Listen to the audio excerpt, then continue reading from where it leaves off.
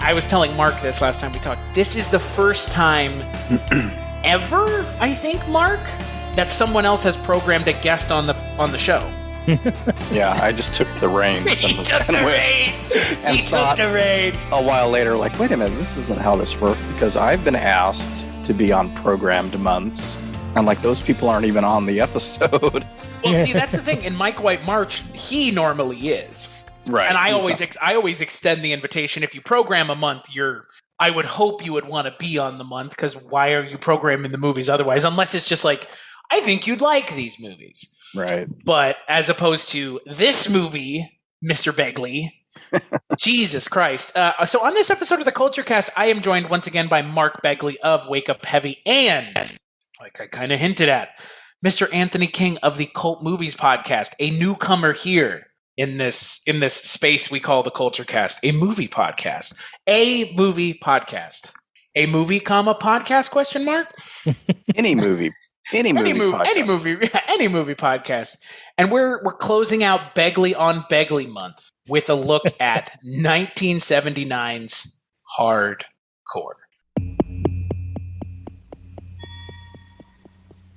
A controversial subject.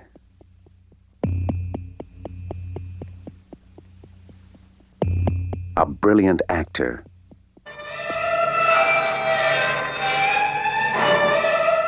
A powerful and touching film. A movie which will take you into a world never dealt with in a major motion picture. A father searches for his missing daughter, only to find she has been used in a sordid and shocking way.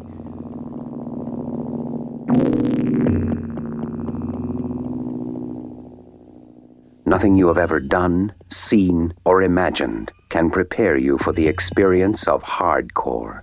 Turn it off! George C. Scott. Hardcore. Turn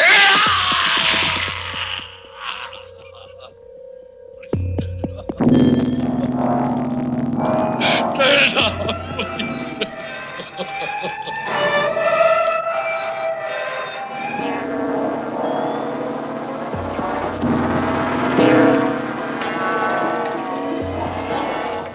So before we talk about the movie, Anthony, tell my listeners a little bit about your show before we talk about Turn It Off!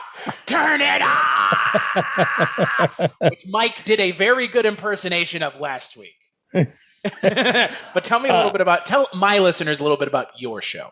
The Cult Movies Podcast is based on Danny Perry's books called the Cult Movies. He's got 3 of them. And each week I have a different guest come on. They pick a movie from, we're in the first book right now, so they pick a movie from the book. We discuss that movie, and then the second half of the show is us picking other movies that we would recommend as pairings with that movie. And let's see, I'm in season 3 now, so that is, I'm up into the 50s, and we are halfway through the first book, which is awesome. And by the time, I assume by the time this comes out, you'll hear... This will come out tomorrow. This comes out tomorrow. Oh, tomorrow. Oh boy. I said a very quick turnaround for my... Yeah. I do a weekly podcast where I record it the same week I release it. Yeah. I'm a truly fucking psychotic. But, like, for instance, last night, this is great. This is like I'm having a George C. Scott little week here. Last night, I recorded an episode on Petulia, and then we talked about the hospital, too. And like, a lot of George C. Scott, and I can never get tired of that guy. And just realized he's probably in my top 5 all-time favorite actors after the past couple weeks watching a bunch of George C. Scott movies. So, it's really fun. Going through these books, you come across, like classics like Citizen Kane or Casablanca, but then you get these gems like Two for the Road or like Petulia or like Outrageous.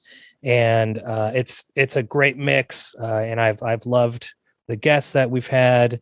So I only have 150 more episodes to go.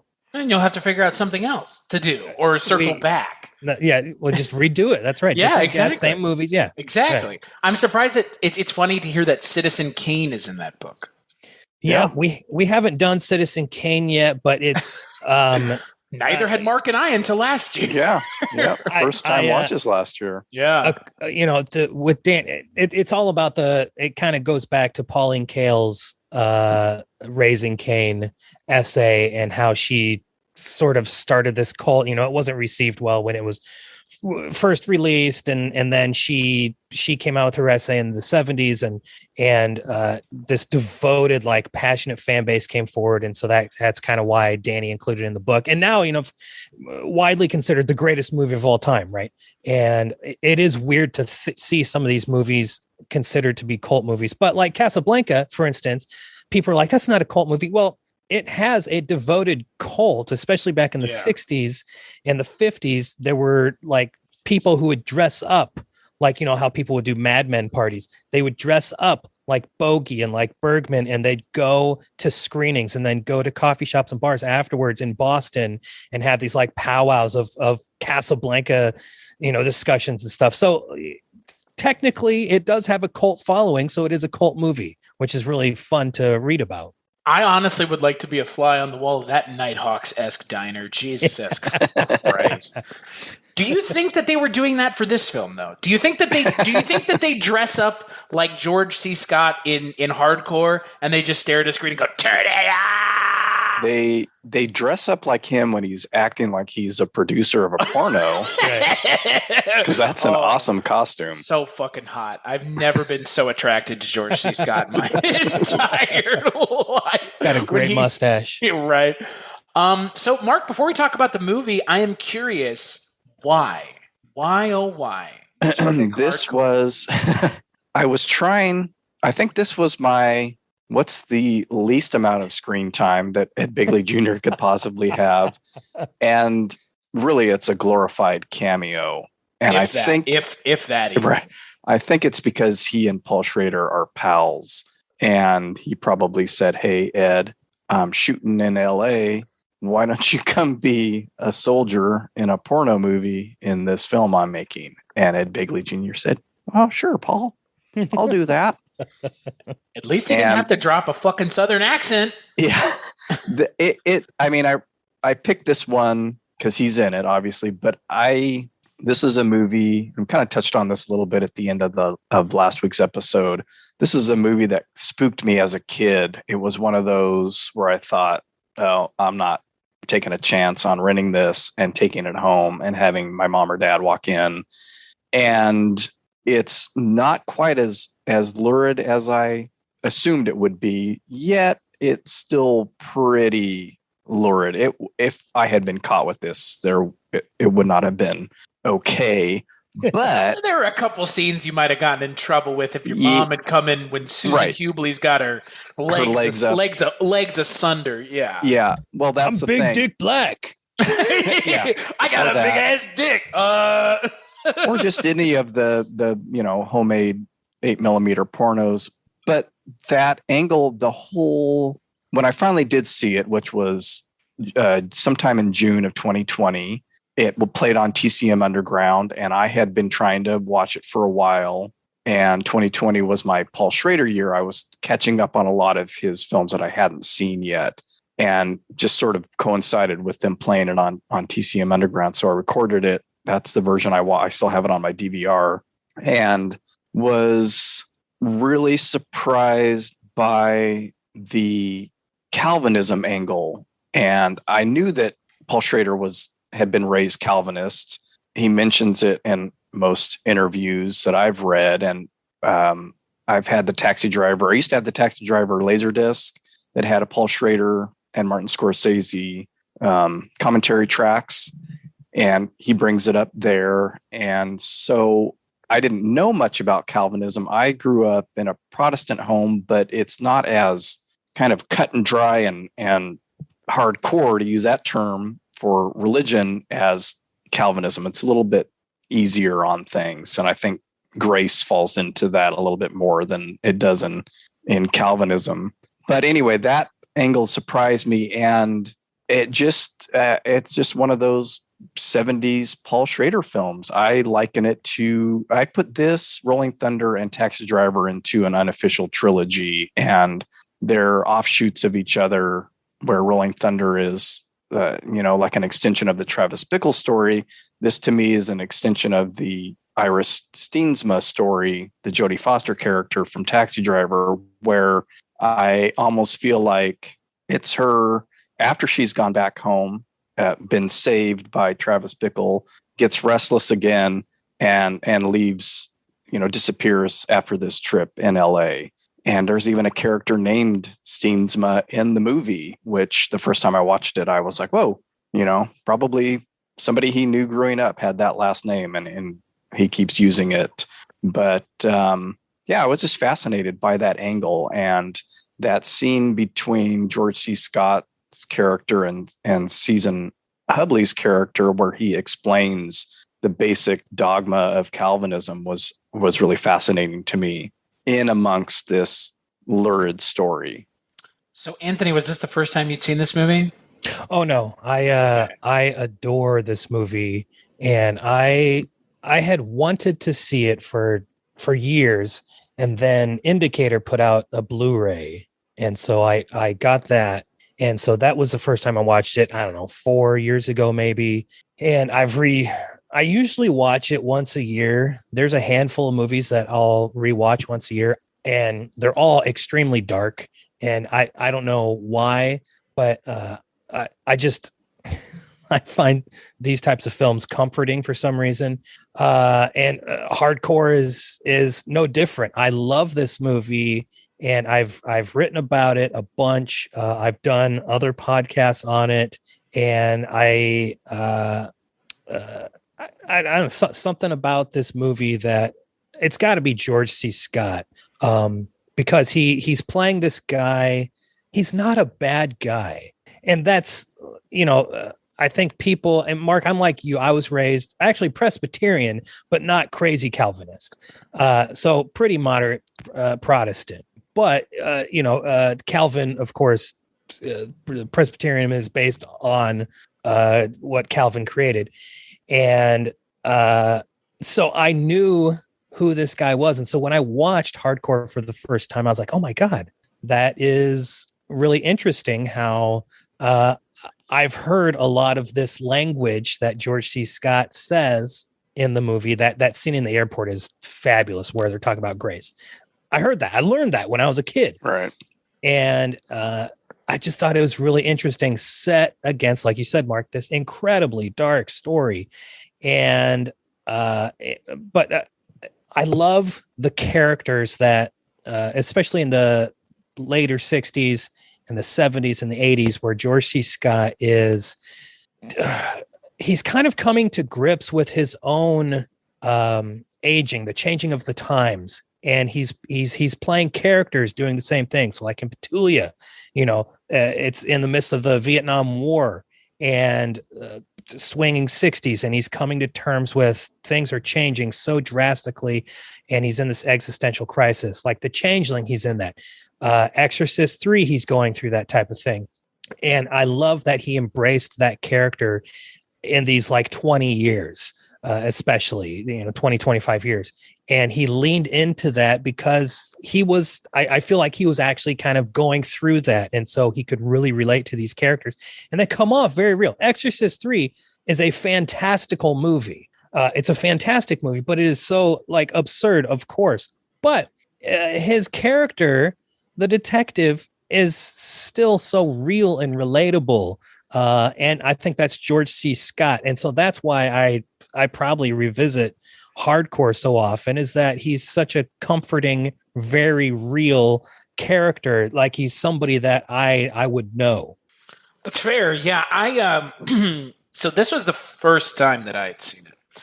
But I think, to your point, Anthony, especially with George C. Scott, the roles that he was taking on at this kind of the changing time of Hollywood, it is kind of double meaning, right? Like you said, it's the role, but it's also his role in the world at the time, which is interesting when you kind of juxtapose the two against one another. And then obviously you look at this movie with the juxtaposition of Calvinism and I guess the subculture of pornography, or just porn in general. Because again, they're both seemingly bound by similar strict rules, it would seem. Because, I mean, you see when he walks into those, I guess you would call them brothels, but that might be even might even be giving them too much credit. I saw the term rap parlor. Rap parlor. Right, rap parlor, yeah. Every time he goes into one of those, and I think he goes into either 2 or 3, they say the same thing, like the exact same thing. They're reiterating the same thing. And then when he's at home with his Calvinists and his family and everybody else, you know, he's repeating the same things over and over again. And he keeps repeating the same things about Calvinism. And, you know, he won't lower himself to the level of the porno industry people until he absolutely has to. And then it clearly kills him to have to do so. But I think the interesting thing that I found about this movie is, I'm not going to say I was expecting more, because I think that's the movie's fault in a lot of ways, that you expect more than you get. Because I like the premise, I like George C. Scott, but I think the execution leaves a little bit to be desired, especially in the third act. The climax of the movie is, it's not bad, it's tonally inconsistent with at least the first act and the second act, but it goes in a direction that I wasn't expecting, because the rest of the movie is so well written and well directed that the third act kind of isn't as nuanced, and it goes in a little bit of a more aggressive direction than the movie had been. I mean, the movie could have gone there from the get-go, given that this is kind of exploring the seedier underbelly of 70s LA, but the way the movie ends up kind of concluding, I was a little taken aback that it seemed a little sloppy and or lazy. Like a different movie, like a movie not as well written as this one has been up until that point. This is a 4.5 star movie out of 5 stars for me. That half star is the ending, because it feels rushed. It feels lazy. I'm with you. I'm not sure you could walk away from this movie and think that the ending is satisfactory, given how strong everything else is up until those last 20 minutes. I've always wanted it to go as dark as possible at the end. I don't know about you guys, but like, it's leading up to like some tragic thing, but then it's just all too quaint for me, where he says, ejects at the last moment. Do you want to come home with me? Yes. And then like, that's not where we were going. And it's even limper than that. It's not, do you want to come home with me? It's, do you want me to leave you alone? Right. And she goes, well, no. And I was sitting there thinking to myself, just like you said, Anthony, like, what was the entire point of this movie? What was the entire building emotion of this movie? It was leading to this moment where he doesn't get what he wants, because it is in as many ways his fault as it is hers. You know, nature versus nurture. It's a little bit of both. And if Taxi Driver doesn't have a happy ending, so they gave this movie a happy ending instead. Right. Well, and that was a lot of the criticism was leveled, that I read at least, was leveled at the ending, where it turns into action movie tropes instead of, it's not a satisfying psychological ending for the film. I would prefer, and since this is still 70s, 79, I would prefer, he finds her and she does not go home. And it's not even ambiguous. Well, maybe she doesn't really go home with him. It's like, no, I'm not going back to that world. That's your world. This is now mine. And have that be it. And also, even with the way that it's kind of sudden that he finds them, and then masked, the Peter Boyle character shows up and we've got a gunfight. And we're not in Taxi Driver territory where we've had this, slow simmer, boiling rage up until that final shootout. And of course, it's not a shootout like in Taxi Driver, but still, you understand where that movie, when that ending comes, it's not a surprise, because you have seen him reach that level. And of course, this isn't George C. Scott going on a kill crazy rampage at the end, but it's a little less subtle than I think the rest of the film plays out. Well, I think I might have liked it more if George C. Scott had gone on a rampage. His daughter saw him doing that and further added fuel to her not coming home.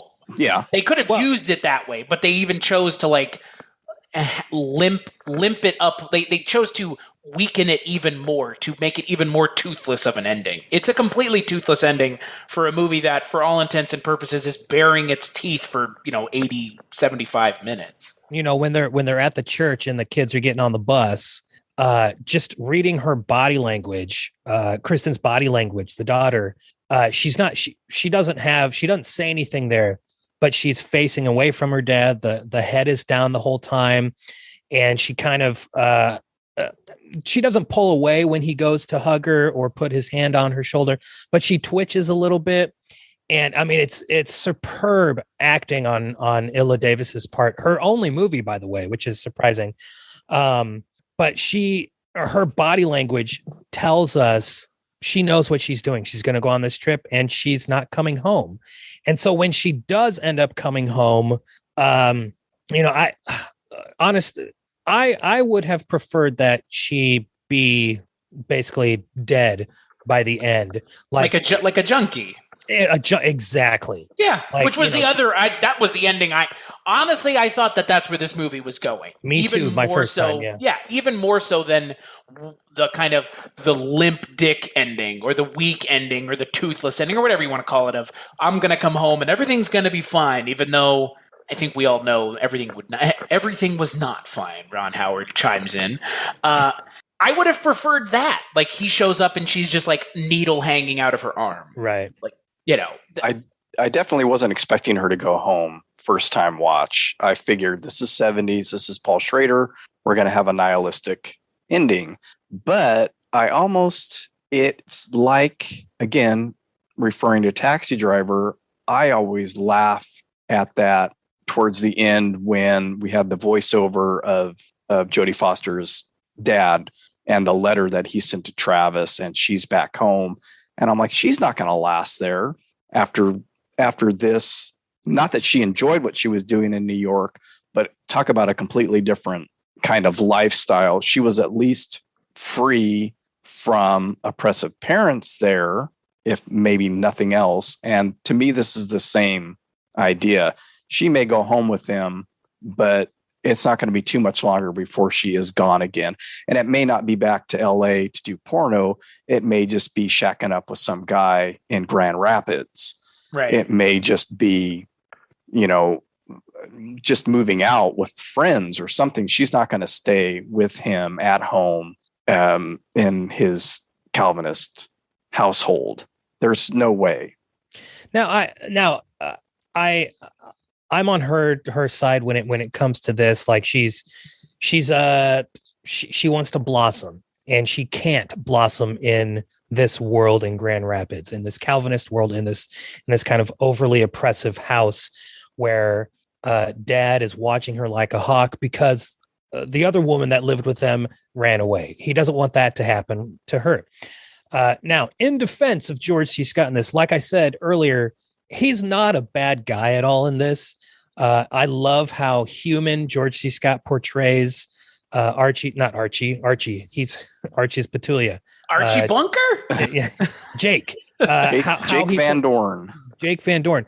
Even like at the beginning, I really love the beginning sequences, like when he's walking through the mill and he goes to see, even though he is kind of a dick, but with the blue, like the new banner, and he said it's, overbearing, but he's still kind of open to it. This is George C. Scott again, portraying this character of a guy like trying to embrace the changing times, but he's having a really hard time because, he's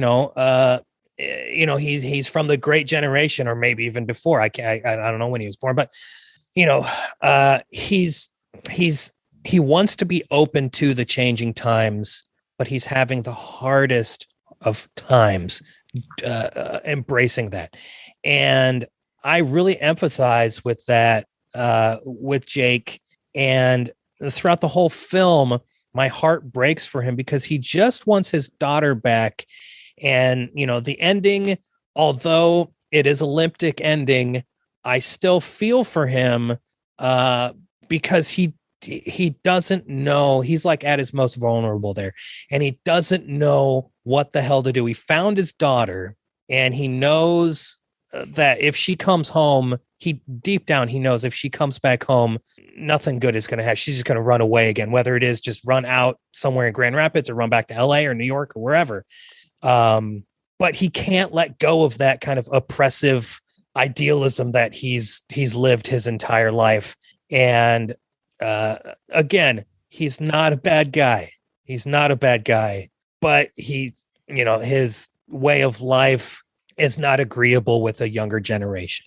It's probably not agreeable with a lot of people, possibly the three of us included. It's like you said, he is just overbearing, and the character is written at times with a broad brush and also a very specific brush, because he is being made to assume the role of somewhat Calvinism in general, but then also a very specific kind of person, someone from the Midwest who grew up and again, it's not even Calvinism. You could just, transpose it onto other religions and look at it that way. It is the kind of the same, the loss of oneself and one's place in the world.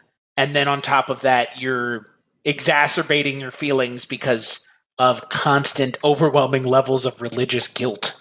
And then the religious aspect feeds into everything else. It's interesting because, like you said, he's not a bad guy, but I wouldn't want him to be my dad, because he just doesn't seem like a very, I guess, a nice guy, but he just doesn't seem like the kind of person he claims to be tolerant, but he's only tolerant in as much as he understands why he needs to be tolerant. Mm-hmm. He won't tolerate anything that he doesn't understand, which is essentially what you've been saying, Anthony. I don't see him as overbearing. I just see him as cold and incapable of showing his daughter love.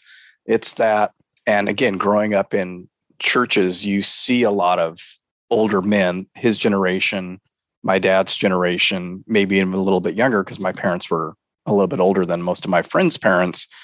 But it's that he doesn't know how to respond to his daughter in any other way than, these are the rules of the church and that's what we live by. It's not like, because it is a strict, Paul Schrader didn't see a movie until he was in his 20s because of his Calvinist upbringing. I was kind of surprised that they're watching TV at the beginning of the film at all, that there's even a TV in the house. The old guy complains about, who makes TV? The people that left here and went to LA. I didn't like them then, and I don't like them now. And it's like, if you think TV's bad, guess what Kristen's going to go do? Right. But it's not, to me, like I don't see him as aggressively overbearing. I just see him as one of those dads that just can't. We don't know why his wife left, but I assume it's for the same reason. He couldn't express love in anything other than, how it's represented by the church. He's wasn't one of those guys that probably shouldn't have had kids. Yeah, he doesn't know how to be it. Yeah, right. But there are. Again, But again, like we've kind of been talking about with the culture passing you by, that is a thing now that's more acceptable, to not want to have kids and be upfront about it, and to not want to get married and to just want to live on your own. Right. Those are things that are much more culturally acceptable than they were in 79. And obviously, again, when you talk about a culture that is being driven by rules set down much longer ago than 1979, obviously we have a real butting of heads culturally, because again, he's a man out of time as a character because of his belief system, but then he's also a man out of place in his own world. So it's just it's interesting. I wish they had mined it more, if that makes sense. Again, that would probably have bogged down the movie in other things that may not have been nearly as exciting, because again, you have a couple conversations about Calvinism. The thing in the airport is obviously the big scene of the movie. I think if they had added more of that, it may have bogged the movie down a little too much, because the movie runs along at a pretty good pace too. It's like an hour and a half. It's not even, I guess it's 15 minutes shy of 2 hours. So it makes the most of its time too. I would have liked to have seen more of that home life. Me too. Because it's, mean, before Christmas. his daughter leaves? Yeah, just we got Christmas, and then they basically leave the next day. And then not very long after, he's at his friend Wes's, or I guess family, his in-laws' house having dinner. And that's when he gets the call. And then we meet Peter Boyle like right after that. And then it's off to LA and the rest of the story gets started. I could have used some more of that as well. I find that Calvinist stuff interesting. So do I. I really, and maybe it's because I was born and raised in the Midwest, and I know these people. And I'm not one of those people, but I know these people, and I have family like that. And I've seen, like, with my own eyes, people kind of going through his struggles, not because one of their kids ran away, but like, kind of like you said, Chris, out of time, and they're struggling with that. And I think Schrader does a good job at showing, Jake, compared to everybody else he's surrounded by, his family, like at Christmas, or when that scene when he goes out on the porch a few months after Kristen has run away. He, compared to those people, man, he's totally chill. He's very cool. Everybody else compared to him is extremely strict. And we see those other men, they don't know how to express emotions other than in a negative way, like that guy with the TV. He's just like, this is pissing me off. So nobody gets to watch the TV. And I'm going to tell you why, because these people are, pieces of shit on TV. And you're like, guy, chill out. And you have like the first dialogue that we hear are these two teenage boys walking through, and you can't really hear what they're saying, but they're like, they want to break free from their shell. It's a generational thing again. And I think Schrader does a great job at kind of showing that. And I'm with you, Mark. I really like that first act of the movie where we're in Grand Rapids, because I too find that stuff interesting. And I would like to see, although I do like the ambiguousness of, like, why did Kristen run away? Right. Why did his wife run away? I do like that ambiguousness, but I also like that kind of comforting feeling of being in that Grand Rapids community, in wintertime. Like, you just want to hunker down and get to know these people, because I think it's interesting. I would be so far from sharing any of their beliefs, but I still find it interesting. Yeah. Oh, I would have liked to have seen it. I just don't. It's a different movie. Yeah, it's a completely different movie in a lot of ways, because he's an unreliable narrator, and the movie kind of leans on that a little bit, where it's like, why did they leave? And he's like, well, here's why. And it's like, well, is that the case? Is that your perceived reason? Because again, like we've been saying, he's a man who is so tied to Calvinism that he allows it to almost dictate his daily life, which obviously, as someone who is so religious to a point that they have let it dictate everything, his religion may not have answers for daily problems, like what happens when your daughter runs away and goes and makes porn. And he has absolutely no way to deal with it, which is kind of the early on scenes in Los Angeles, where you see him just kind of stumbling around the streets. Roaming around, yeah. Right, trying to figure out anything. And then, he's having breakdowns in front of these sex workers, and they're like, what is going on here? And he's like, well, I'm looking for this girl. And it's like, do you understand that these people just don't care? Right, they don't care as much as you. They don't care at all. And like, it's like that weird, like the thing about grace coupled with just Paul Schrader's inherent nihilism. That's interesting. Because again, it's just another juxtaposition of this holier than thou guy going into what he probably believes, he's a pilgrim in an unholy land. And, he's wandering the, lascivious streets of LA late at night looking for his daughter, who just, again, happens to be in porn, which further exacerbating his problems, because his church doesn't have any answers for that. Yeah, he gets hit with a harsh dose of reality because he's been so cloistered up in this community. In Grand Rapids, it's not a small town, but it's still like this Calvinist community. Like, that's just their little bunker that they've been in. And then he breaks out of that and then goes to LA, and he's like, what the fuck is this place? Holy shit. And it's like, dude, this is the world. Like, this is happening all over. And even like when Peter Boyle comes back to, and Peter Boyle's real fucking gross in this movie, by the way. Yeah. Funny, but he's disgusting. Yeah, he is. When he comes back to Grand Rapids and takes Jake to that shut down porno I'm watching theater. it right now. Yeah, It's Jake's that you're scene. watching the porno right now. Yeah. No, Jake's I'm watching the movie. No, Jake's watching like something right now. he didn't even realize this was in his own town. Yeah. You know, he's so shut up in his own little community that he gets, hit with reality real hard. And it's not like he was like, eased into it. It's boom, you're in the sex trade. Holy shit, look out. I just realized if you want more of the Calvinist thing, just go watch Paul Schrader's First Reformed, because that's true. That's what true. the whole fucking movie's about. Yeah. But Anthony, you mentioned early on that scene where he's walking through his factory and that garish display that I guess they're going to take on the road to a convention or something. And it just seemed like an odd scene to me. And as I was watching the movie yesterday and noticing how, it's winter in Grand Rapids, so we've got whites and we've got lots of browns. Gray. And the houses are just, it's 70s, so they're brown and yellow and green, that wonderful 70s green. And then that you've got that shot of blue, and it's like basically a foreshadowing of the garish colors. Once he gets to LA, it's just nothing but reds and bright greens and bright blues, and it's gorgeous.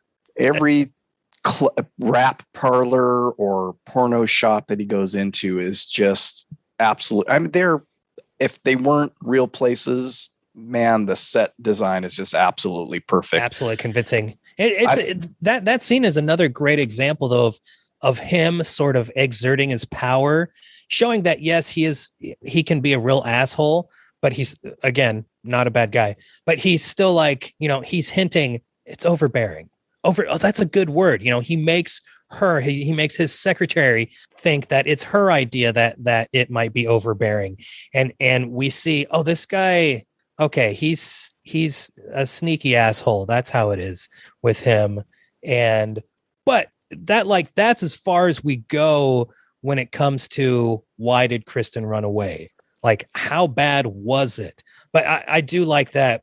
Just the color alone, I can see it in my head right now, set against that backdrop of Grand Rapids, where it's just, it's after a snowstorm. The streets are sloppy and slushy and gross and muddy, and it's just real dull looking there. And even a couple months after she runs away, they're on the front porch and he's sitting, staring out, like the guys are staring out into nothing. It's an empty highway and bare trees and like a field you could see beyond where they're doing some construction or digging something up.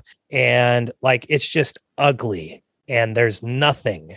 And then we get to LA and it's sunny and bright. Granted, it's, 4 or 5 months later, but still it's just like, oh gosh, this is nice. This is really nice. But then we get into the scuzzy part, which is, I love those scuzzy, neon drenched, gross streets full of, diseased people.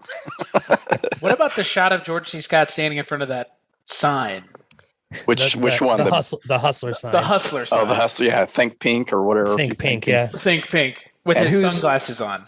Who happens to be the cashier at one of our porno shops? Chris? Yeah. Who was that? Tracy Walter. Yeah. Oh, yeah. We just She had something lodged in her throat. Debris and stuff get in there. Bodies are floating down the river.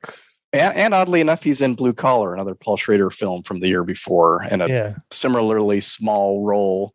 So but we were talking about him on the last episode. Yeah, I like that we don't know really why she leaves, other than, like most teenagers, I'm not happy at home. We don't have a revelation that he beat her or something horrible. Right. It's just that incapable of showing love, and now she feels loved. Is she really getting love from these people? Absolutely not. Do they even know how to love, though, to be fair? They're look at these porno guys that they show in this movie, the producer and the director and everybody. That first scene where or the first porno shoot scene where Peter Boyle shows up and just decides to hang out and watch him screw. And I have never been on a porno set, but of the movies that I've seen that attempt to show pornos being shot, this to me feels the most real and desperate. In absolutely. some cheap rented motel room, the door is wide open. That was a rundown motel. That was like a closed motel, even. There's people. I'm actually watching that scene. I'm catching up. I'm watching the movie as we go here, so we're hitting the same the height of professionalism, everyone. And it's perfect. I mean, I like Boogie Nights. I like the director. The guy who plays the director. He's great. Right. They're all great, and it's like pitch perfect. It's Boogie Nights before Boogie Nights. Right. Way before Boogie Nights. I like Ramada, the porno producer. Yeah. It's like, $50,000. Get that out of here. Try $2.5 million. But that's great. I mean, that whole scene of him up in that office, they're counting their profits from every city, and you just think about that world back then where that was it. This was a few years before video, and so what did it do in Dallas? What did it do in Philly? What did it do in Boston? And they're doing all these numbers, and 50,000 is nothing. But I like that leads. George C. Scott is a deer in the headlights when he gets to LA, but he adapts pretty quickly. And as he's so weird in jeans and like a casual button down, it's like, oh my God, you never see him like that. No, he's looking real smooth, LA smooth. He picks up the look at first to kind of help him along when, once people point out the tie, to loosen up the tie. So next he's got the satin shirts, and then he does the whole producer get up. But that leading to that point where he's like, none of these people are going to help me. Like you said, Chris, they don't care about this. If they had seen her, they wouldn't care and they wouldn't remember. And you're getting in the way of their business, their livelihood. Right. This girl needs a tip, or, the money you paid up front doesn't come to me. I need something for this to be worth my while. And finally gets the idea, I can't keep looking for these people. I need them to come to me. And I love that he makes that turn and figures out the business enough to go, okay, these people want money. They're doing this for money. They're not doing this necessarily because they enjoy sex or whatever. They're in, however they got here. We all unfortunately need money to survive. And I mean, it's brilliant. And then that's how he finds Jism Jim. And that's that's his first real lead. Mark's been waiting the entire episode to say Jism Jim. And big black Dick, or Big Dick Black, or whatever his name is. But let's be honest here. Big Black Dick is just whichever, My wife, Big Black Dick. My wife came home right when that scene was playing, and she's like, "Oh, it's Richard Pryor." And I said, "No, it's not Richard Pryor." I said, "That's the guy from 227." I said, "Richard Pryor was in Blue Collar. This is a different guy." She's like, "Oh yeah, it's Regina King's dad from 227." Yeah, he now to be fair, this is, I think, Paul Schrader and Mark. When we talked Rolling Thunder, we talked a lot about Paul Schrader and kind of the demons that he's battled his entire life. And I think this is Paul Schrader's idea of like the sex work industry, because you read something like, Bill Landis's Sleazoid Express, or I had another book title on my brain, but I just lost it. But stuff like that, where you get, or like listen to the Rialto Report, for instance, and you get a real sense. Of course, most of that is East Coast kind of porno industry. And so, but we do get, I feel like the 8mm kind of roughy stuff that Kristen has gotten into seems, fairly accurate and very real. And then like the smut film that he goes to see, where those two people are killed on screen. A snuff film, you mean? Yeah. Yeah. Seems real fucked up, and like, something that it's like you have to get into the back room of some seedy store to see the Donkey Show, right? And they watch Secret this handshake. Yeah, snuff film. But it is, it is a really interesting picture of West Coast porno shooting during this time. I'm sure he had a pretty good handle on the porno scene in LA. Just having read a little bit about Schrader's life and what he was doing when he was in LA. Sure. When he wrote Taxi Driver. If nothing else, I'm sure he frequented many of the places that are shown in the film. Right. Yeah, the picture, that, and again, who knows how accurate this book is, but like, Easy Riders of Raging Bulls, the picture that Bliskin paints of Schrader seems like a real incel type of guy, in the early 70s and then coming into the 80s, like trying to assert himself into the scene and saying, this is how I want things to be. This is who I am. I'm not going to compromise. This is how I see the world. And so I really love watching his films. All of his films, honestly. But like, especially this time period where, again, like Mark, you and I talked about, like a guy, Schrader, that is trying to process his place in the world, his place, not in the world, but in Hollywood, and what he wants to be and how he needs to get there. And so a lot of these films, hardcore included, is a guy kind of just spewing out his thoughts onto screen. And you're like, oh my God, this guy needs therapy. Yeah. Travis Bickle is the epitome of an incel. You're right. Which the original incel. Almost. Yeah. One of the original screen incel. One of them. And I think that's something that maybe in your 20s, like I didn't recognize that when I first saw the film. You get engrossed in the, not even necessarily in the character, but in the filmmaking of Martin Scorsese. And it's one of those complaints that people throw at Scorsese. He makes this stuff seem glamorous. And it's like, if you can't get past the packaging that it's in and realize, okay, this guy is not a hero. He got lucky that he killed mobsters. If you can't get past that part of the movie, then I guess he's going to play out as the hero cabbie to you.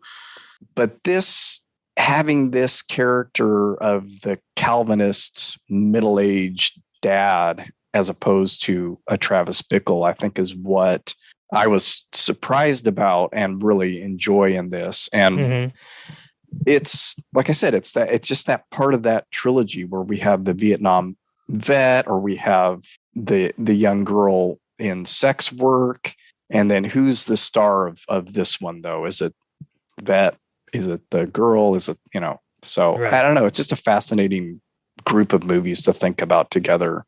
Absolutely. Well, I think for me, another movie you could put in here, and it's not a Paul Schrader film, and I'm surprised none of us have mentioned it yet, maybe because it's too on the nose. But obviously 8mm is, you could double feature this in 8mm. I think people might be like, well, these are the same fucking movie. And they are, but they aren't.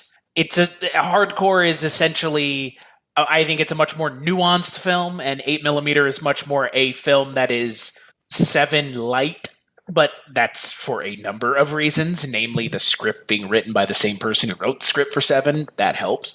But Andrew Kevin Walker's script lends a lot, and the idea obviously lends a lot of inspiration to this, because again, it's kind of the same thing.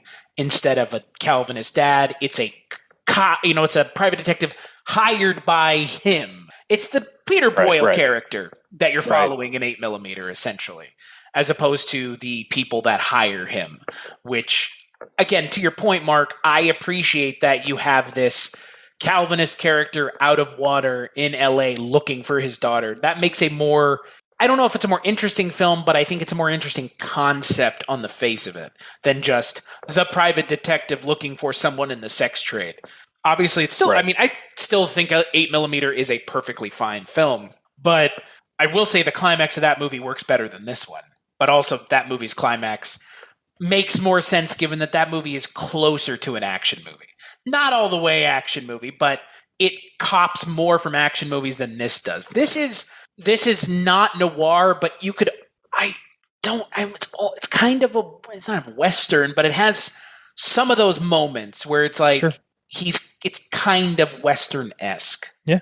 It's right? the searchers again, just like Taxi Driver. He's pulling from that, going and finding the lost child that's with the Right. savages now. It's sort of the same. I mean, that's why I always see these two movies together now. And yeah, I mean, 8mm, I've watched it a good handful of times and enjoy it for what it is. And I think every time somebody stumbles upon 8mm or does any reading about it, they're probably going to get led to this movie. Right.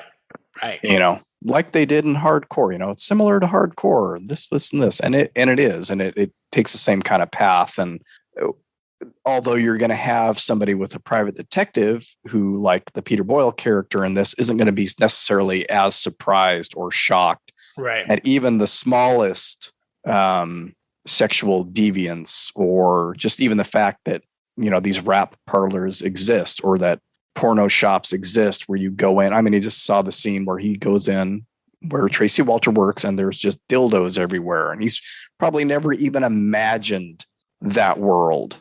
Right. And Tracy Walters doesn't want his money, which take your 50 cents back. Yeah, I like that. I don't want your 50 cents. We don't need your 50 cents. I like that.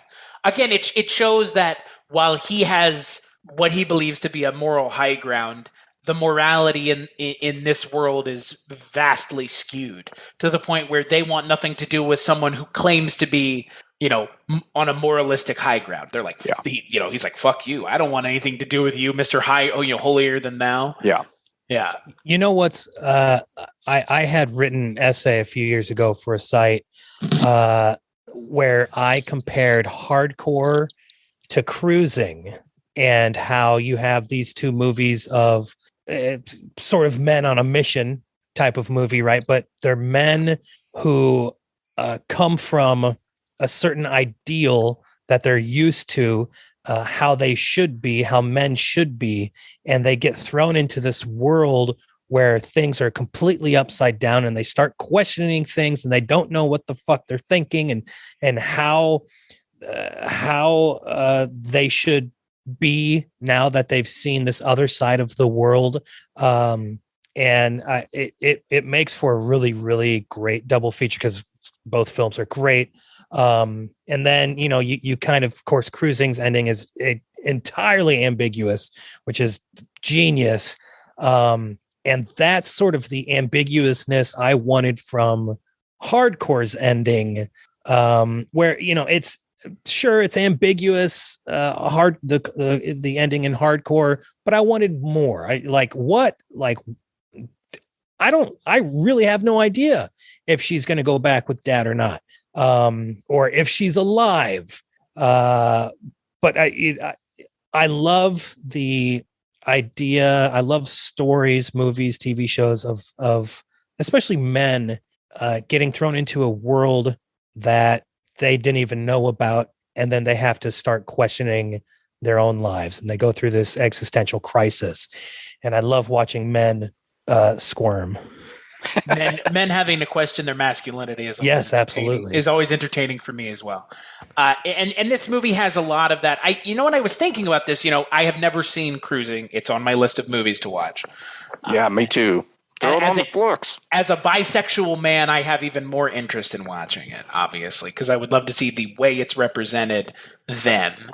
But I think it's interesting the way that I'm going to say fix this movie, because again, this is us subjectively talking about it versus we have objectively talked about it, but for me subjectively, the way to fix the movie is you just cut to black after he asks her, do you want me to leave you alone? Linger on a shot of her, and then just cut it to black. Yeah.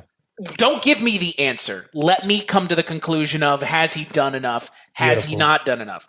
And that I think doesn't fix the movie, but I think it would add a little bit more nuance to a film where there's nuance throughout and then nuance is abandoned so that an actor can be thrown through drywall for 2 or 3 minutes. I mean, the ending of the movie, again, I appreciated watching George C. Scott chase Mark Alamo through the sets of this porno kind of studio, I guess. Yeah. Dungeon. But, yeah, really cheap studio. Yeah, but ultimately, as much fun as that was, the film's emotional climax is severely undercut. I think what they do with Susan Hubley at the end is smart, where she just kind of goes off and leaves. I think that's very smart. I love that. Yeah. I love her. That's super part of the ending is yes, absolutely. Right. It's super heartbreaking because again, ultimately his daughter is in many ways a MacGuffin, right? I mean, ultimately it's really about him finding someone who he should have taken back with him, right? I mean, that's what this movie's about, right? It's about him finding someone who could have been his daughter, and he turns his back on her for someone who turned his back on him. That's, and I think that part is better. That part is better than the actual ending, but I think that those questions and that kind of conclusion that she comes to, that he comes to, it's kind of like the, Jack, it's Chinatown moment. It's like, that's just the way it is. I mean, that's what Peter Boyle says to him. It's like, that's just the way it is, man. She's gone. Go home, cowboy. Yeah, go home, dude. Like, that's just the way it is here, man. That's Chinatown. That's, whatever. Where is it in LA? Is it Studio City? Is it Culver City where they shoot all the porno in LA? Is it Studio City? It's in the Valley somewhere. Yeah. The Valley where they shoot all the porno. But it's like, it's the Valley, kid. Like that, go back to your home and don't worry about it, because the moment you're on the plane, you won't. And that's the sad part. Yeah. And it's the perfect encapsulation of the Calvinist idea, where the predestination is if God, and I love this tenet of Calvinism, where if God is infinite and omnipotent, then he knows, and I'm using he here just because that's what we do. They know from the beginning of time who's already saved. And so it's kind of like, sorry, girl. Yeah. You're not one of the saved. Lost cause. You're a lost cause. Right. Yeah. And the hubris, man, of that is insane to me. And my daughter is chosen. And what was one of the acronyms that kind of refers to that? TULIP. The unconditional election, certain people chosen from the beginning of time. So that's her, not Nikki, not the Susan Hubley character. And so it's kind of like that he's making his choice there, like you've both implied, and it's his daughter because she's a chosen one. Predestination. So, yeah, that is a fascinating idea to me. And that's when you start kind of, things start going in this circle of, okay, well, if somebody had these thoughts, if we're saying that God's omnipotent and infinite, then he already knows who's saved. So what's the point of good works? What's the point of this? What's the point of that? And you get into this weird, because in Calvinism, it doesn't matter. It's predetermined. Either you're going to heaven or you're going to hell. Right. It's grace is, you're saved by grace, and that's it. There's nothing else to do, and you can't deny it. And, but yet they send out missionaries. So it's like, well, why? If these people aren't supposed to be saved, why do you bother with missionaries? And go one step further, the saved cannot unsave themselves. There's nothing that the saved can do to force God to unsave them either, which is, boy, if I've ever heard of a golden parachute, boy, there it is. Yeah. God says I'm saved, and there's no amount of sinning that I can do to undo that. Like, boy, that's convenient. It's mighty convenient. Imagine Jake getting up to the pearly gates of heaven, and who's there to meet him? Big Dick Black. He's like, are you fucking kidding me? What? Really? You're one of them? Susan Hubley's there, and she's just like, well, you knew this is how this was going to end. But she's Venusian. Right.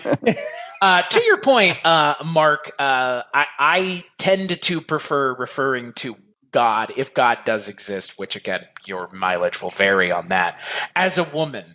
Because as far as I'm concerned, the amount of people and the people that were making the rules have been men, and Right.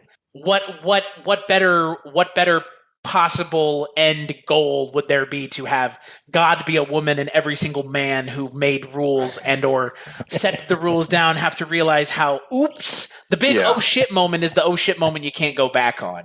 And again, like you said, I mean, that's who knows what awaits Jake Van Dorn in the end, but his Calvinist beliefs have guided him into a certain cattle chute, as it were, of life, and he is not going to stray from it, even when given the opportunity to, again, do the right thing. And when given the opportunity to do the right thing, he doesn't even do the right thing. He hits Susan Hubley and beats her up to get information out of her, showing that he really is no better than anyone else, though he would probably claim, oh, I was influenced by the environment around me and I had to do what needed to be done. And it's like, but did you? I guess you do if you know that you're saved anyways, and there's no amount of sinning that you can do to unsave yourself. Always an excuse, right? Yeah. The utter hubris surrounding some of the religions, and again, the way they use religion in this movie, the utter hubris of some people involved in religion will never cease to amaze me. And I think it's the Jake Van Dorn character almost in a nutshell. Yeah. Well, and I like watching Schrader struggle with that in his films. Up until I haven't seen the card counter, but like First Reformed, he's still struggling with that. With this, he was basically raised in like a cult, okay, and he's still struggling with that as a grown man, and I appreciate him trying to process that through his craftsmanship, through his art, and he's a goddamn great director. He's a goddamn great writer. And I appreciate him, being honest in that way, just trying to struggle through those thoughts and grow out of that kind of thinking that he was raised in. And he puts it out in hopefully a semi-healthy way in his art of cinema. And we're grateful for it. We are grateful recipients of seeing a man processing his thoughts. I think it's really interesting. Well, and to your point, processing it is healthy regardless of how you do it. And again, I think that's obviously with the Jake Van Dorn character, you see him processing it through the movie. I mean, he continues to have these conversations. You see kind of his internal struggle with it, with his beliefs.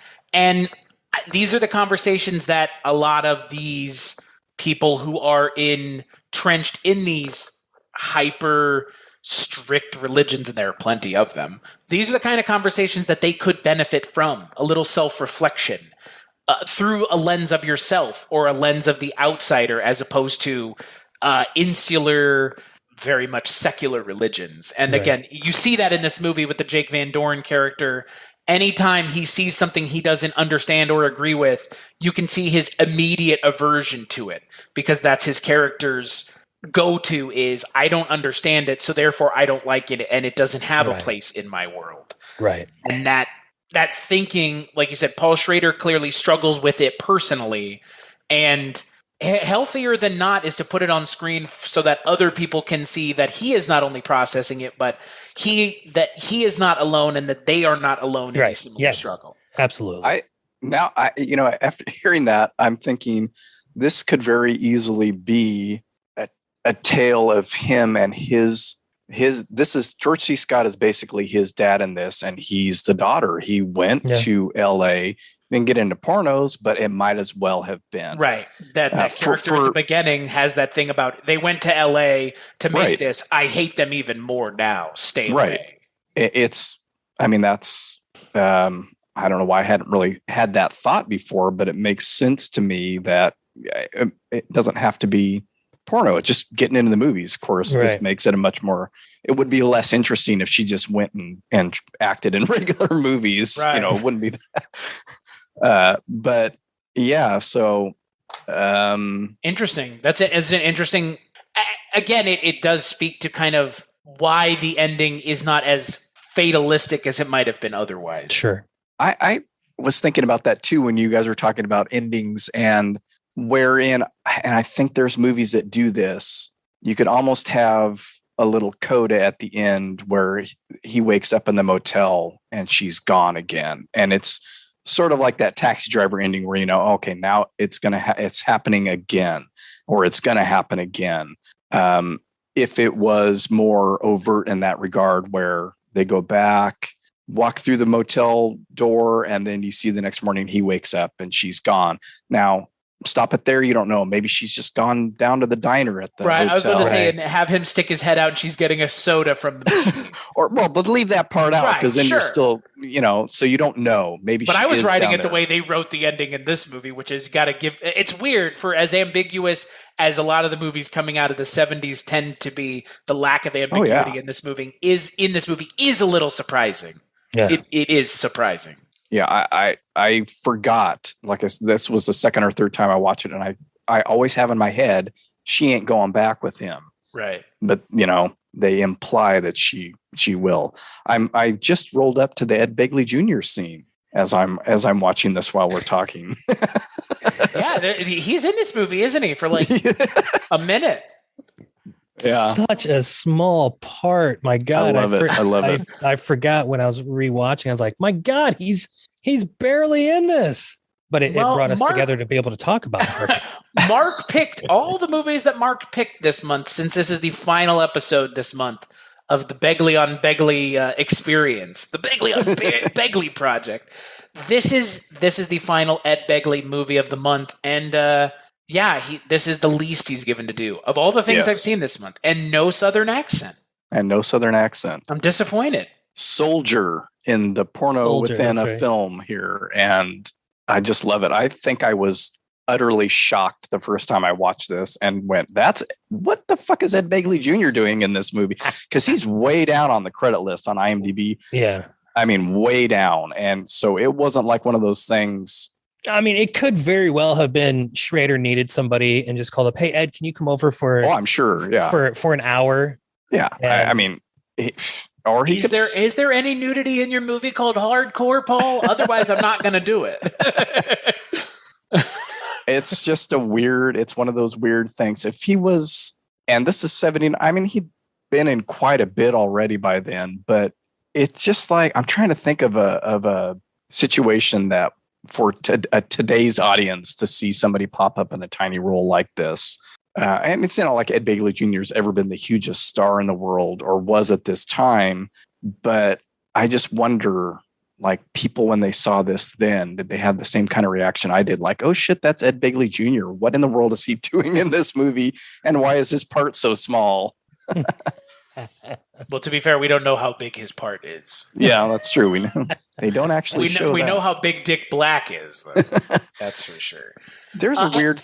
Go ahead. They just showed the cop again. That Jake, or no, I guess it's Peter Boyle's character is talking to at the beginning, and I noticed this time he's got this weird lump on his head. Oh, he's got that, but his eyes all red. And I looked that actor up, and he doesn't have. So I'm just curious. This has nothing. Probably to do got with fucked up before the shoot somehow. Yeah, and Schrader's just like, great, perfect, love it. Blew a bunch of blood vessels in his eye and has like a huge, egg on his noggin. Yeah, it's weird. And Schrader's like, okay, I guess whatever. We can't do anything about it. We can't put Hal Williams in this movie twice. I don't think it's makeup. And what would the point be of it being makeup? And it's just like, oh man, this thing fell on my head yesterday. Fuck it. Who cares? We're shooting your scene today. So, Anthony, I'm curious because I've asked everybody else who's been on the show, and since you're a newcomer here, I'm curious, and we're still talking about Ed Begley here. Have you seen, and if you have, what are your thoughts on Transylvania 6-5000? On my watch list for a very long time, but I haven't watched it yet because I'm not a huge fan of like super broad comedy, and well, you're in for a treat. I have a feeling this is an extremely broad comedy. I could be wrong, but so it's not like at the top. You even want to call it funny. Okay. You've seen it, right, Mark? I have not seen it, and for the same kind of reasons, it looked really silly and ridiculous to me when it came out. However many years ago that was, and I just have never gotten around. I think I feel like I would be disappointed in Jeff Goldblum for having made this movie, and I don't want to tarnish his image in my eyes. I think you're going to be more. I think once you watch it, you'll probably be more disappointed that Ed Begley's in the movie. To be perfectly honest with you, given that this was Begley on Begley month, and I know your love for Ed Begley, and it is a role where he is the second lead of the movie. Yeah. He is second build or co-build with Jeff Goldblum. It is. The movie was produced by the Dow Chemical Company, and no, I'm not joking. That is a real thing.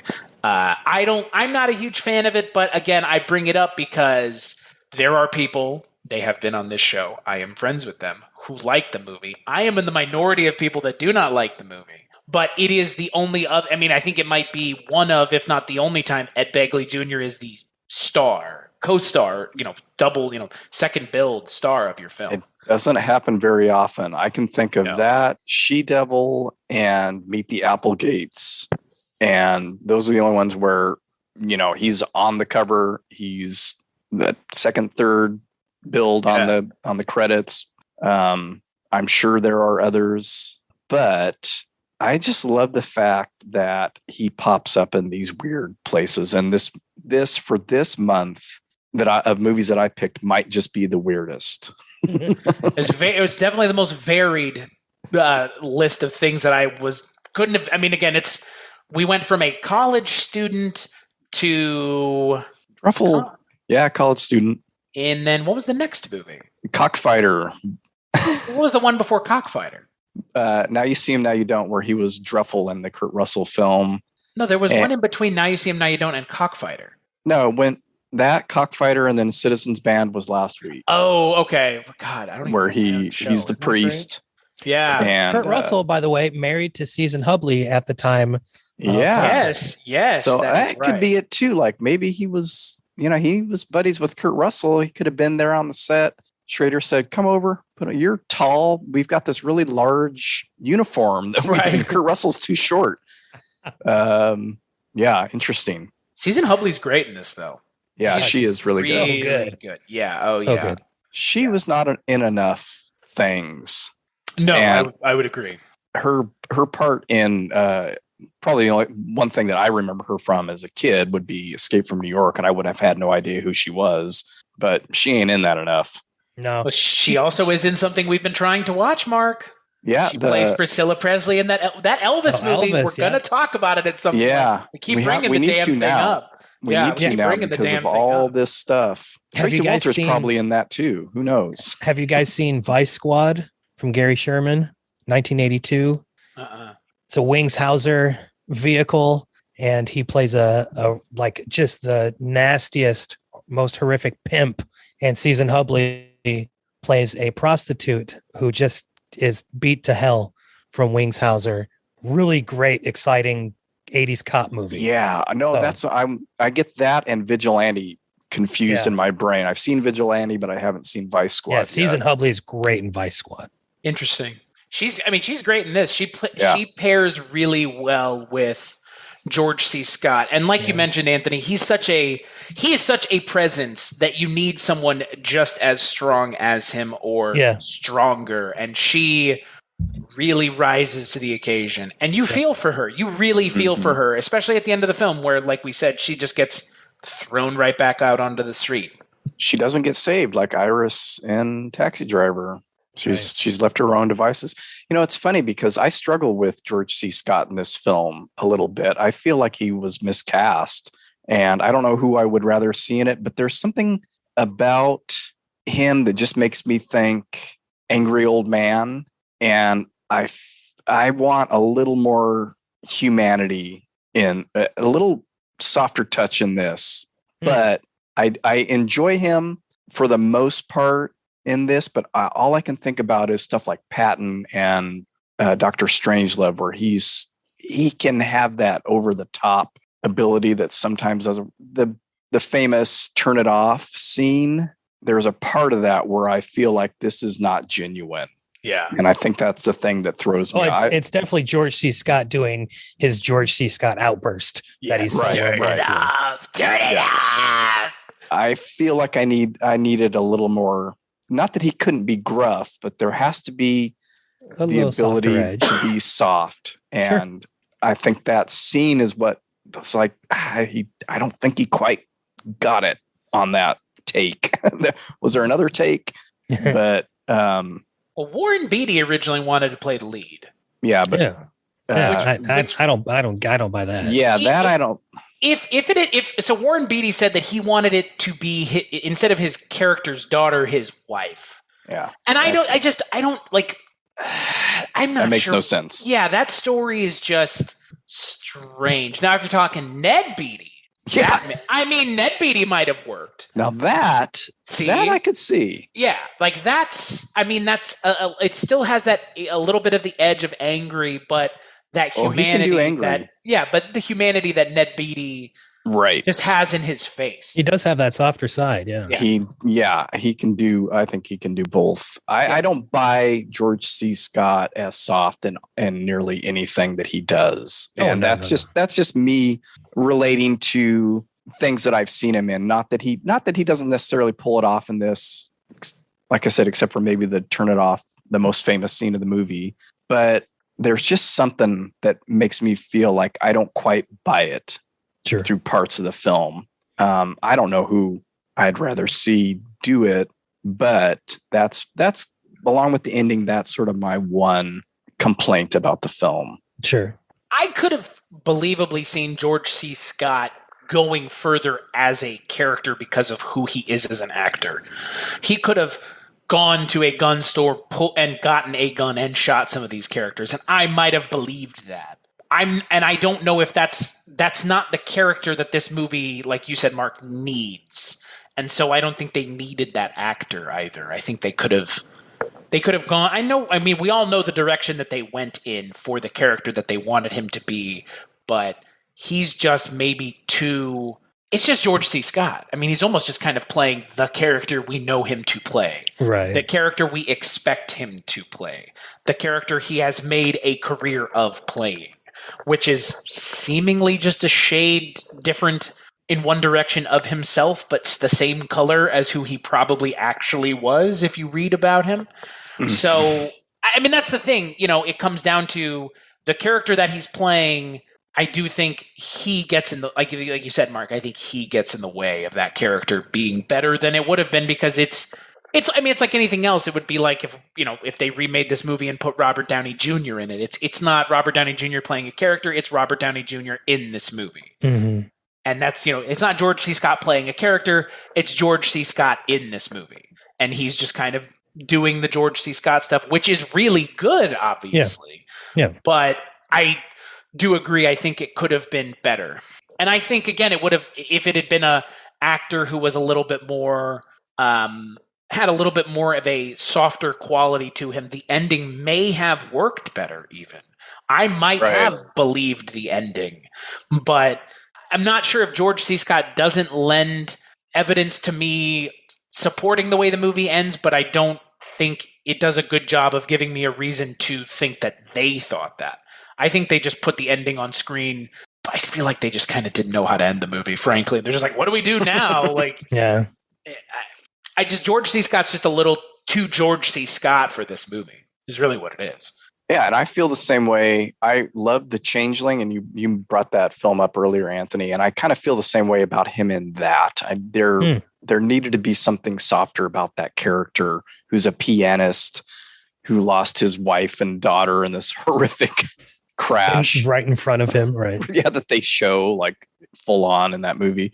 I don't know. Maybe it's just I have things about actors sometimes where I can't get past something, that I don't think he does anything in this movie that helps me get past my preconceived notions of him. Oh yeah. So, and I'm not saying it's a fault of the movie or a fault of his. I have a hard time seeing him as anything other than this. And I think in this film, I needed a little bit more of that, where it just kind of slips out that soft side, where he actually, I believe that he cares about Nikki instead of just sort of putting up with her. Which he does, which is the way it ends up coming off ultimately. Right. Yeah. I liked this movie though. I'm glad you suggested it, Mark, because having never seen it before, I did still enjoy it. Yeah, it's I think it's fascinating. If nothing else, I think it's a fascinating merger of two diametrically opposed worlds. Yeah. And you could do it a bunch of different ways. And this is just, Paul Schrader's way based on the split life that he had. Mm-hmm. Yeah. Yeah. And Dick Sargent's in the fucking movie. How many times do you see Dick Sargent in a movie? I can't think of anything other than Bewitched that I've seen Dick Sargent in. That was the other big surprise for me the first time I watched it. I was like, holy shit, he made movies after Bewitched that weren't Disney movies. I don't know if he was in Disney movies. I was happy to see him. I'll stop talking now. I'm trying to think of the movies I watched this month, which I enjoyed the most. I think it might be Cockfighter, though. Since you were here for the whole thing, Mark, I think it might be Cockfighter. Yeah, if I had to rank them, that would be definitely would be on top. This I think this might be second for me because of the fascinating aspect, and then Citizens Band, and then the Disney film. Just because, and the Disney film's not bad. It's not bad. It's not something I'm going to go back and watch again. No, These three movies I'll watch. Movie. Yeah, it's a kids movie. I mean, diminishing returns. I've seen it now. I would probably be more inclined to watch the other Dexter Riley movies than I would be to revisit the one that I have seen already. Yes. I think that's a good way to go about it. So to close this episode out, Anthony, what is your preferred Ed Begley Jr. role? I'm going to spring a question on you. Oh my God. Or actually, better question. What Ed Begley Jr. role springs to mind for you? Just right off the top of your head. Off the top of my head. Holy shit. Well, his turn in hardcore, of course. yeah, right. Exactly. I mean, I can't think of movies so we watch, I have two little boys. Well, not little, but younger. And we watch a show called Big City Greens, and he does a voice in Big City Greens. But I mean, I love Ed Begley Jr. in Best in Show as the kind of hotel manager who puts up Catherine O'Hara and Eugene Levy in like the janitor's closet as their hotel room. It's so funny. And, I think his style of acting fits best in that sort of, in that milieu, that crew, that Christopher Guest crew. The Chris Guest world. Right. Because he can play that sort of awkward improvisational quality so well, because first and foremost, I think he's a comedic actor, and I think he just bounces off so well with those other actors in that troupe. Yeah, I was going to say, for me, like his, outside of the stuff I watched this month, his stuff with Chris Guest is what sticks out to me. Yeah. And first 3 seasons, even the first 2 of Arrested Development, where he plays, I don't remember his character's name, but he has alopecia. And so there's the constant gag about his eyebrows flying off. And then I forget what the other thing is. And they call him an alpaca a couple times. Yeah. So, I remember him from that show. I mean, that show kind of, again, in and of itself has its own issues, especially with diminishing returns. Right. I really like him. I really like him in Arrested Development, which is me complimenting Arrested Development is shocking in and of itself, I think, at this point. That's the show's fault, though. That all came rushing back when you started talking about that. I totally forgot about that. With his eyebrows, and they talk about his eyebrows that look like caterpillars and stuff. Yes. Yeah, because he's like I think, isn't the joke he's like driving in a sports car and he leaves and then he comes back and his eyebrows are like fucked up because he had the top down. So yeah. What about you, Mark? What about you, Mark Begley? Well, what is your Ed Begley Jr. role? My first thought is always St. Elsewhere, because I watched that. I believe we watched that show from beginning to end. So it started in 82, I think, and ran until 89 or 87, and watched it every week. Loved that ensemble cast. Loved that there was a guy named Begley in the cast, and liked him. If I had seen him in anything prior to that, I probably wouldn't have really consciously thought about it. But yeah, I like his comedy. He pops up on Portlandia from time to time. And those are always, it's that kind of quirky, dry wit. And he's very good at that. And actually the only Christopher Guest movie that I've seen him in, and it's not technically a Christopher Guest movie, is Spinal Tap. I haven't watched any of his improv movies, but I know he's a part of many of those. Yeah. So yeah, that's fascinating to me, that those things like being buddies with Paul Schrader and being in small parts in 3 of his films, being, part of the Christopher Guest troupe, showing up on these weird comedy shows and, selling cleaning products that are eco-friendly. Eco-friendly, yeah. He is a big eco-friendly guy, which is he was eco-friendly before eco-friendly was cool. Yeah. Yep. And got a lot of shit for it. Yeah. Isn't, correct me if I'm wrong, not that I want to get too far into it, but St. Elsewhere is the show with the the trolliest finals shot of all time, right? The whole show was a dream. All 7 or 8 seasons was a dream. Yikes. And I actually don't remember if I saw that when it aired then, because I probably would have flipped over the dining room table or something. But that's like, it's even beyond, Who Killed Bobby on Dallas. And that was a dream for 2 whole seasons or whatever. It's like the whole fucking thing was a dream. And Crazy. then I think that I believe that the Tommy Westfall thing then extends into other shows as well, because there are crossover characters that were on St. Elsewhere that went on to be on other things. And I think through some crossover characters, somehow the X-Files is connected. There's a metaverse. Yeah. Yeah. The X-Files it's actually not a dream. Richard Belzer, I think, is the. It's not a dream. It were the fabrications of an autistic child. So it wasn't technically a dream, but it was like, he has this play set with doctors in the hospital and he basically created the show in his head.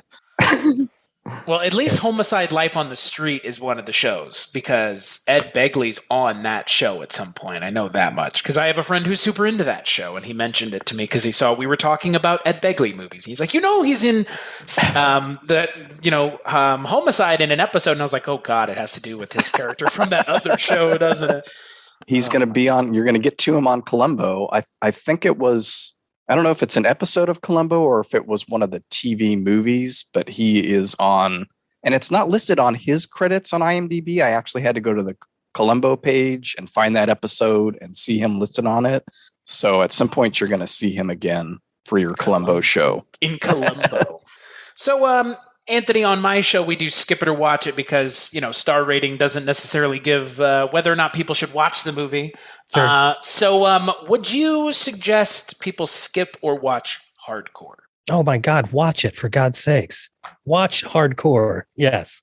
With the kids and the grandparents. Your whole family movie night, man. Family movie night. Yeah. And here's Susan Hubley, and what is she doing? What about you, Mr. Begley? Oh, watch it. Yeah. I well, I shouldn't say that. I don't pick movies. I don't recommend. Definitely don't do that on my show, generally speaking. Right. I'm not going to make somebody watch a movie that I don't like. So I made you watch 4 movies this month, all of which I like it to varying degrees. And this is one of the ones that's high up on the list. What a conscientious human being you are. You won't make me watch movies that aren't good. That's your job. You give me those movies, like Texas Chainsaw Massacre. What I fucking watched. What I don't give is what I end up doing most of the time is picking movies that I've never seen. Yeah. That's the problem. I could have vouch for the quality of a movie if I've never seen it. Right, and I could have gone that route with this, even just with sticking with Ed Begley, because there's a ton I haven't seen, and the only one that I did pick was Citizens Band, and I felt that was a pretty safe bet. Well, I wouldn't have held it against you if it hadn't been good. It's not your fault that the movie's bad. It's not your fault I didn't like it. Oh, yeah. No, Mr. Begley, I think you did a pretty good job this month. I enjoyed this movie a lot. I would suggest people check it out. It was definitely what I was expecting, and yet at the same time, it wasn't. And I think that was both, in a lot of ways, more ways than not, a good thing. But there were a couple things wasn't a huge fan of. But otherwise, it was a pretty good movie. Definitely enjoyed it. And you did a good job this month picking a bunch of Ed Begley movies. Didn't know how the month was gonna end up, but we're here now and you did a good job. So Hey, I could just stick with this every year. I mean, he's got 330 something credits. So he's a real working actor, as they would say. Yeah. So yeah, on that note, let's take a break and we'll play a preview for the first Culture Cast of Mike White March.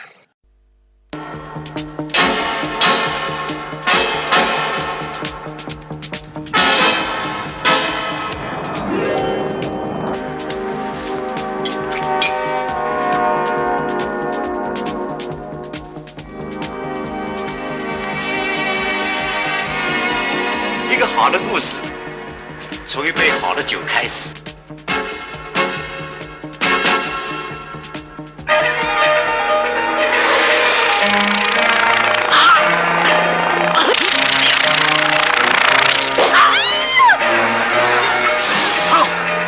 走，你做咩？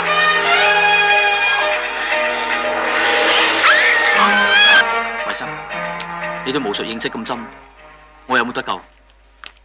血就係巫術之中最神秘同埋最複雜，亦都係最犀利一種。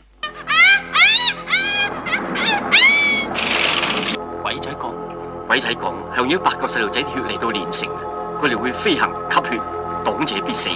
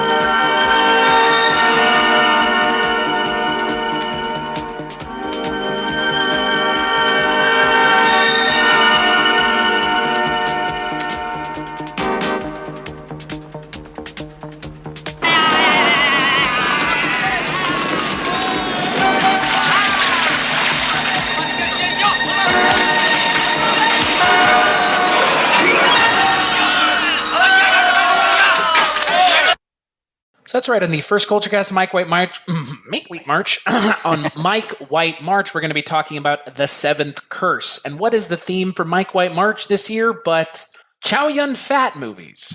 Yes, if you were wondering. Another blind spot for me. Yeah, I was about to say same for me. I'm Crouching Tiger, Hidden Dragon, and Pirates of the Caribbean 3.